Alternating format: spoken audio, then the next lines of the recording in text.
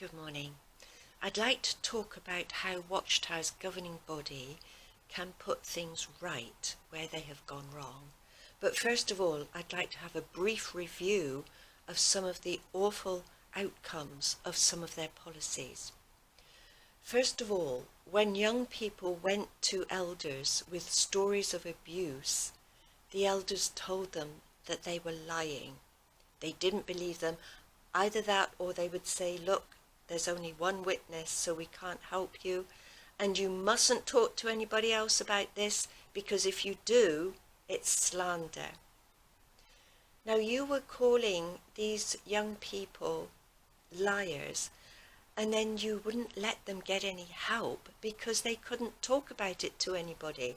They couldn't go to the police or even a trusted friend. Otherwise, they would be accused of slander and be thrown out of the congregation. The effects of this was that the perpetrator then was free to harm others.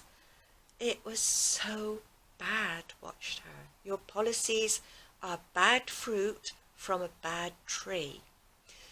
Then there's violating your Christian neutrality. Now, if anybody else had joined a political group of any sort, as you did when you became a UN NGO, now I'm sure there were some advantages to that, but if anyone else had done that, they would have been either disfellowshipped, or at most they would have been reproved and would have lost their privileges. You just swept this problem under the carpet. And then there's possible misappropriation of funds. You've taken away kingdom halls from congregations and their money. Now, this might be legal, but whether it's morally correct, I think we would beg to differ with you on that one. However, the important thing is, how do you put this right? Well, first of all, an apology goes a long way, but there are other things you can do. Now, in the book of Luke, chapter 18, a young person came to Jesus and said, "What have I to do to inherit eternal life?" And Jesus said, well, of course, you mustn't kill, you mustn't steal, and so on and so forth. And the young man said, yes, I've done all these things. What else? Jesus said, sell all that you own and distribute the money to the poor, and you will have treasure in heaven. And shortly thereafter, we have an example of this. And this is Zacchaeus. Now, Zacchaeus was very rich. That was because he was a tax collector and had been able to cheat people out of their money. But he'd obviously listened to both John the Baptist and Jesus. John the Baptist saying to tax collectors, don't charge more than the lawful rate. So he says to Jesus, oh, and first of all, Jesus went to have dinner with Zacchaeus, so everybody was saying, oh, he's gone to eat with a sinner.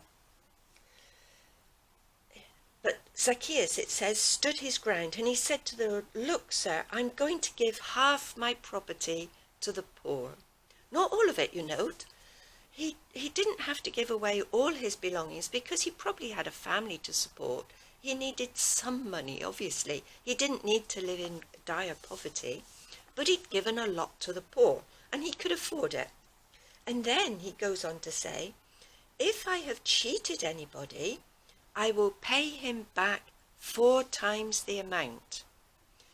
So Watchtower, what you could do here is those young people that you slandered, and then you took away any source of help, you could make compensation to them. Now, I know what you'll say, oh, people have donated money for the preaching work, so we can't use it in compensation. But you put that money into accounts, into shares and businesses. Sell the shares, sell your business interests, and give compensation to these young ones. It would go a long way to help them out. It won't, of course, compensate them for an awful life. That will have to wait for when the kingdom comes. So Watchtower, please, I'm asking you.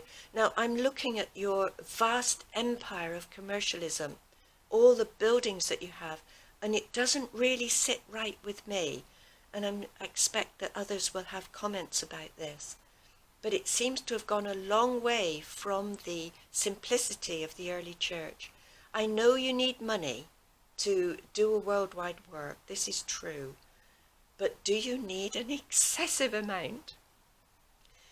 So anyway, my dear viewers, when we look at a situation like this, we need to realize that one day there will be pure justice for all these young ones who've been harmed, for all of us. We will have proper justice. There will be proper peace on this earth. So I'm just going to leave a little clip of a peaceful scene just to help us get over and to have hope that Watchtower's injustices will be put right. Thank you so much for watching.